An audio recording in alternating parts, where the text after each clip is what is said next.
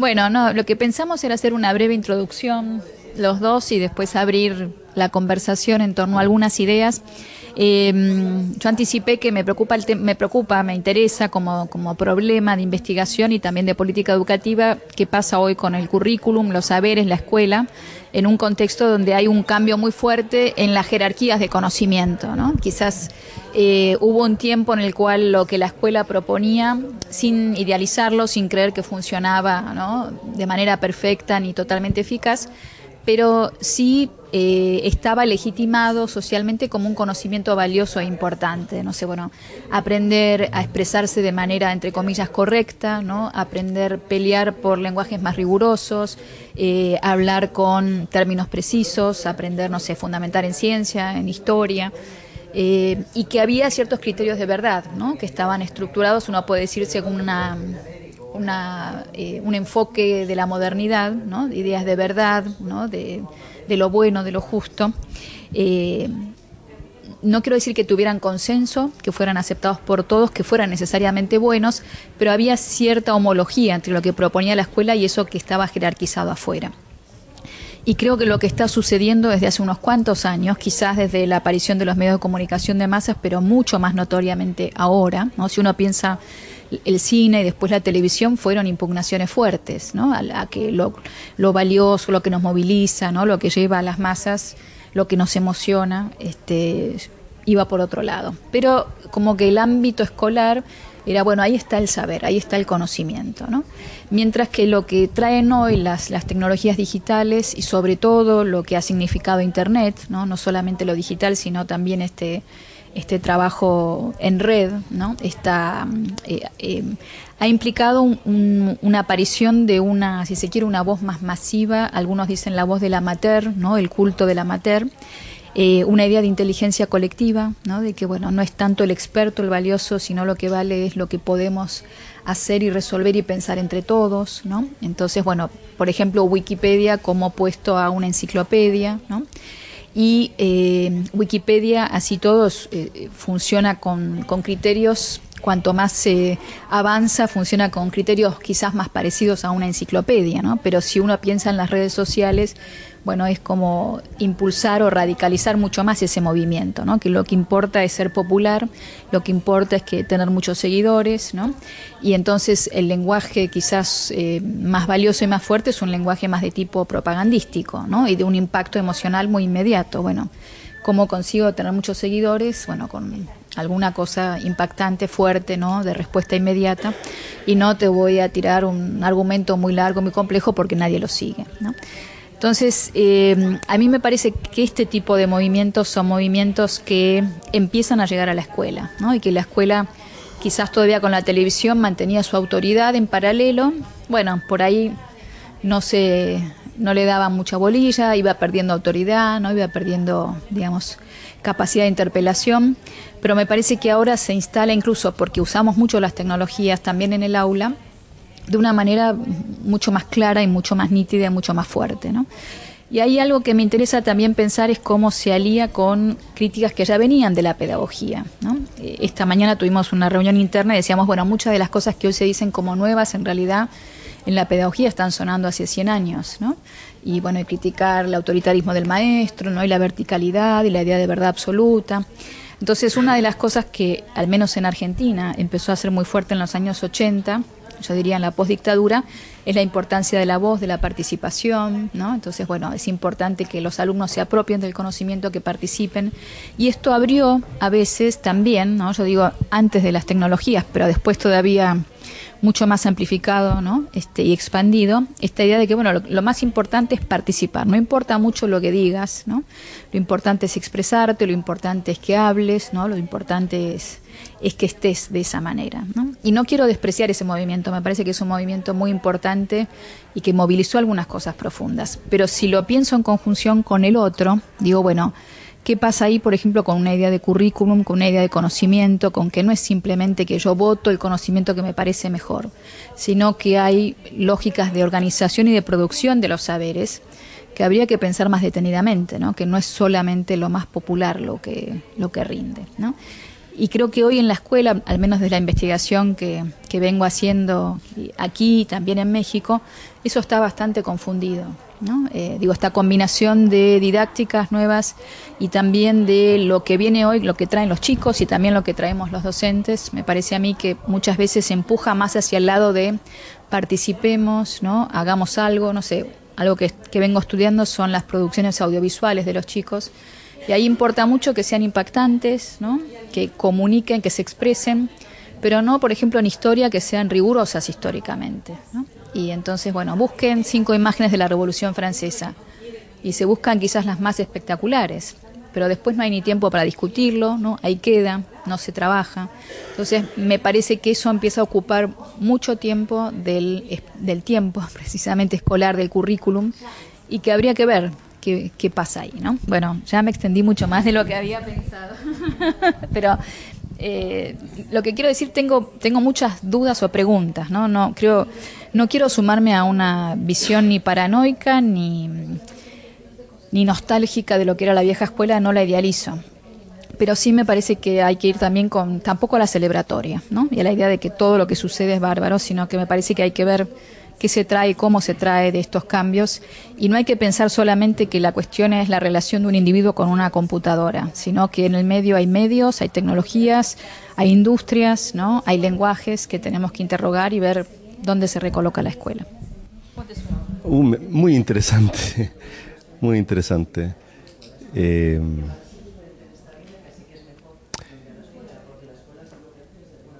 Sí, no sé, quizás el tema aquí, o sea, tiene múltiples aristas lo que tú planteas y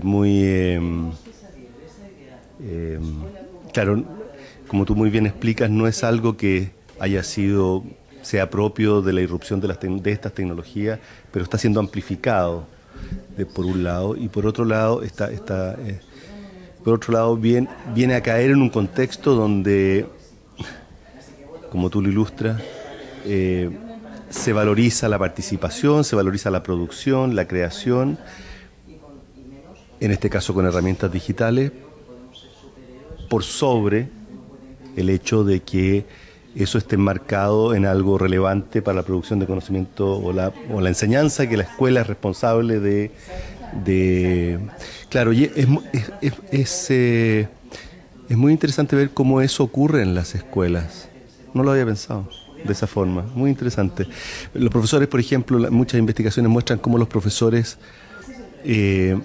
sabiendo que es valioso que los niños usen Internet, están más preocupados que la usen que de velar o guiar ese uso en la dirección de un aprendizaje relevante para la escuela.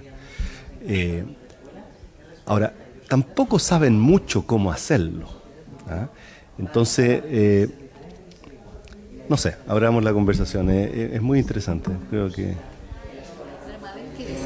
Bueno, yo en el trabajo de campo lo que vi es que los profesores, si bien adoptaron la tecnología un poco impuesta por mediaciones institucionales, en mi caso fueron 2 escuelas privadas con un uso muy masivo de las TIC en el aula, sienten que están en un periodo de transición, que están abarcando 20 cosas a la vez, y no pudiendo hacer foco en ninguna, que los chicos perciben un poco esto, o sea, se les demanda mucha producción de contenidos digitales, pero tampoco tienen impacto en la evaluación. No está claro cuándo el docente interviene en eso tampoco, o sea, si por ejemplo alumnos jóvenes de 13 años han hecho producciones magníficas sobre Renacimiento, producciones que alcanzaron 5.000 vistas en YouTube, se las ve muy armadas, pero no se sabe exactamente cuándo el docente intervino en esa producción. Y también a veces se pone adelante la producción digital por el contenido. Esto yo me di cuenta porque estaba observando la clase y en la guía de trabajo estaba primero el formato en que tenía que producirla y luego venía toda la explicación del contenido, lo que derivaba, digamos, en mucha confusión de parte de los alumnos sobre yo me preguntaba después cuándo estaba, digamos, bueno, la verificación por parte del docente del contenido y de la rigurosidad del contenido. Supongo que en algún momento debe haber estado, porque tenía una calificación ese trabajo. Pero se calificaba el contenido y no se calificaba la producción digital, con lo cual los chicos también están recibiendo mensajes contradictorios sobre qué es lo importante, digamos, ¿no? Sobre eso es más o menos lo que yo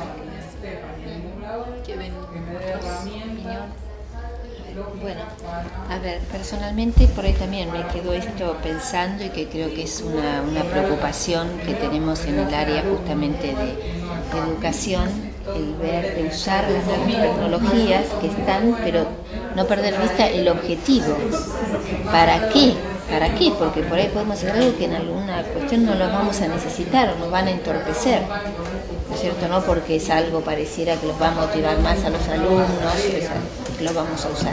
Porque también creo que nos tenemos que preguntar, los niños, los jóvenes que sí usan todo el tiempo tecnologías, ¿para qué la usan? Porque evidentemente cuánto usan para buscar, digamos, contenido, información, si no es a pedido de las instituciones educativas. Entonces, por ahí tampoco es el interés de ellos, o pregunto, ¿no? Realmente acceder acá para... Y después vemos mucho, si bien no es el área de las lenguas extranjeras, pero justamente en lo que hace a lengua y cultura, por ahí se les busca, se les pide que busquen información, y es el buscar y el pegar, pero ni siquiera leyeron, o lo importante después es ver esto, cómo lo pueden procesar. Es como para conformar también al docente, accedo rápidamente a pegar, copiar y pegar información, pero al alumno, ¿cuál fue el objetivo? ¿Le sirvió? ¿Pudo comparar una información? Yo encontré esto, a ver, por eso también ahí está en el docente después, ver cómo con esta búsqueda, guiar la búsqueda, qué buscamos, dónde buscamos, para qué buscamos, y después un espacio, bueno, podría ser de, no sé, de socializar, yo encontré esto y vos encontraste algo más, y qué les parece, y miren, hay información diferente, ¿qué pasará? O sea, hay un montón de cuestiones porque si no realmente nos quedamos en una cuestión que, en esto de buscar esta información, pegar, ¿para qué sirvió? O estos ejemplos que por ahí vos estabas buscando. O sea que creo que son herramientas valiosas que nos permiten tener una información a mano, pero ver cómo se propone, acá es muy fuerte el trabajo y que tenemos que ser conscientes de la propuesta pedagógica, que no puede estar separada, que podemos trabajar sin las tecnologías, nos favorecen un montón de cuestiones, pero no podemos dejar en mano, busquen, hagan, y eso queda librado así. Yo soy capacitadora de los... Eso es más. Sí, no, yo lo que quería opinar con respecto a esto, yo no tengo mucha accesibilidad a lo que son colegios, salvo los que me permiten para ver las clases, porque yo no soy docente y trabajo en colegio. Pero encuentro mucho en parientes míos, mis hijos, encuentro en colegios que me han dado el acceso para poder auditar una clase y demás, mucho esto del copiar y pegar y no por el solo hecho de copiar y pegar, y eso lo pongo en contraposición, por ejemplo, cómo hacíamos nosotros en la escuela, y es algo que me preocupa. Nosotros no copiábamos y pegábamos tanto como copian ahora, y no teníamos medios tecnológicos. El por qué utilizar esa herramienta hoy en día, quizás es por lo que vos decís, sí, es más rápido y dejo conforme a. Lo mismo con respecto a el tema de búsqueda en Internet. Sí, busco como si Internet fuese la gran diosa biblioteca y todo tiene la razón y todo tiene verdad. Y no se fomenta por ahí mucho el tema de utilizar el espíritu crítico, el comparar, el poder chequear la fuente, chequear la información.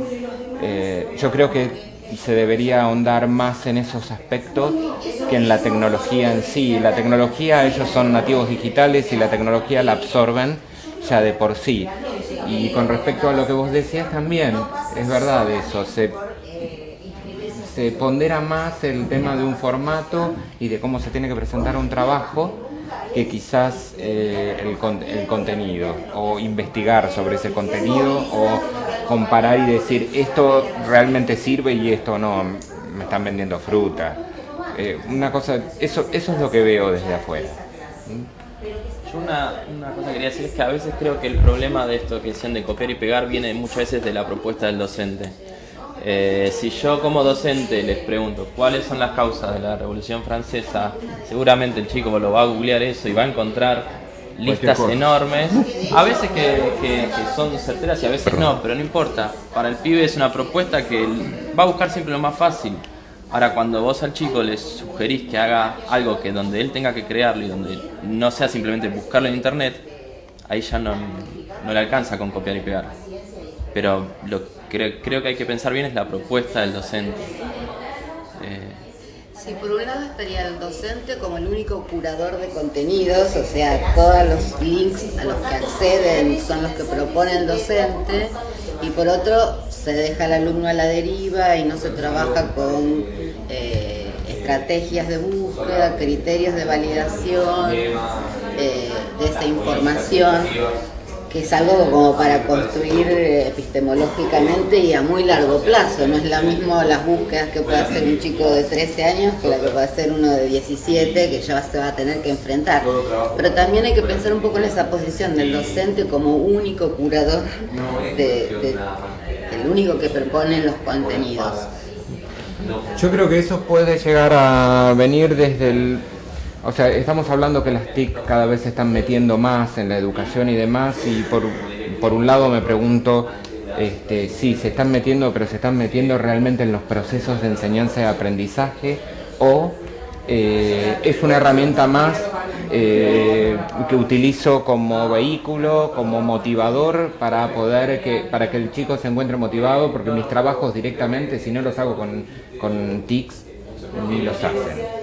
Entonces, hablamos durante mucho tiempo que las TICs que la tecnología estaba divorciada del docente, y durante muchos años eso lo vimos en un gabinete de informática, donde el docente de informática daba informática, Word, Excel, y por otro lado teníamos el contenido áulico de las áreas y demás.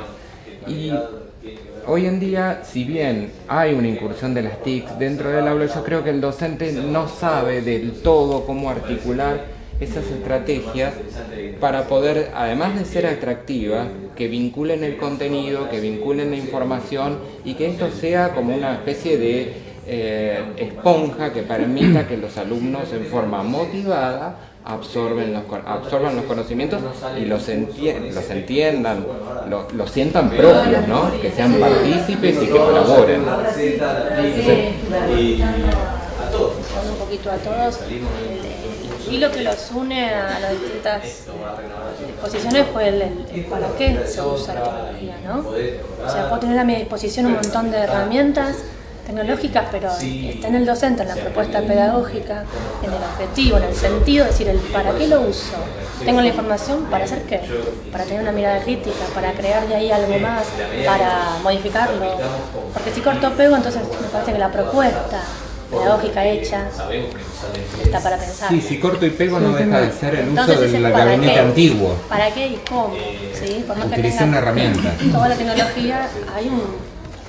Igual el corte y pego, de nuevo, ¿no? Puede haber cortos y pegos, corte y pegue muy interesante y otros no interesantes, ¿no? Y creo que esta idea de, bueno, antes no hacíamos eso, es mentira. O sea, antes no cortábamos y pegábamos, pero antes repetíamos de memoria, o teníamos que trabajar con preguntas y respuestas muy formulaicas, ¿no? Tampoco había una apropiación del conocimiento. Entonces, no es que antes se hiciera mejor, pero en todo caso pensaría cuáles son las condiciones en que hoy se produce este conocimiento. Una de las cuestiones que aparece ahí, bueno, está esta enorme accesibilidad muy a la mano de un montón de información que tengo que aprender a discriminar, a navegar, a transitar, a criticar, etcétera. Pero no es solo eso, tengo información en distintos, si se quiere, formatos o lenguajes, ¿no? Tengo una riqueza que antes no tenía, ¿no? Tengo esta posibilidad de ser curador, y de hecho lo somos, o lo es Google, por ahí en nuestras búsquedas, o el buscador que usemos, ¿no? pero en principio la convocatoria de la tecnología es a que juguemos un lugar mucho más activo, incluso porque tenemos que, aunque sea tipear patrones, pautas para la búsqueda, ¿no? Entonces yo ahí sería cuidadosa en decir, bueno, se hace lo mismo con otras herramientas, ¿no? Creo que se está modificando aunque no querramos, aunque el docente haga lo mismo, los alumnos no lo escuchan de la misma manera, ¿no? Y lo escuchan con la cultura del comentario, y lo escuchan con la cultura del Facebook, ¿no? Y lo escuchan con, no sé, un montón de protocolos, ¿no? Y de formas de trabajo con el saber que ya están muy instaladas, ¿no? Entonces, este aspecto, ¿no? De esta transformación o la transición que estamos viviendo, para mí es un aspecto que tenemos que interrogar mucho más profundamente, porque de verdad creo que hay un desafío muy fuerte ahí, ¿no? No es solamente lo que yo pienso, sino es, bueno, hay alguna idea que podamos discutir y acordar, y además aunque la acordemos acá, si afuera no es válida, ¿no? En este aula resolvimos que, no sé, la ley de gravedad, bueno, discúlpame, pero para eso no es solamente tu opinión o la persuasión, sino que hay un montón de procedimientos científicos que se han usado. Me parece que este aspecto es un aspecto muy desafiante, ¿no? Y que me parece que ya está instalado y que algo de eso tiene que ver con forma y contenido, ¿no? Con la importancia de la forma en este momento y menos del contenido, y que habrá que ver porque ya tampoco podemos volver atrás, ¿no? Y de hecho la forma es importante, y forma quizás hay que aprender a pensar forma y contenido, bueno, importa esa forma que proponemos y también importa el contenido, ¿no? Entonces si haces un video de biología, bueno, que sea un buen video, pero también ahí, nota al pie, y abro otro tema, también es, creo que hay una promesa de que podemos hacer muy buenos videos no sabiendo nada, y no es cierto, ni teniendo los medios, ¿no? Entonces muchos chicos dicen, voy a hacer el video de, no sé, Discovery Channel, y no, discúlpame, les costó $2 millones y 3 años de investigación, no llegás en 5 minutos, ¿no? Y bueno, creo que estas también son aspectos que habría que trabajar. Pero Ignacio, sí, ahora que esto tiene muchas aristas por las cuales uno puede, pero lo voy a tratar de conectar con el tema que yo tenía que proponer,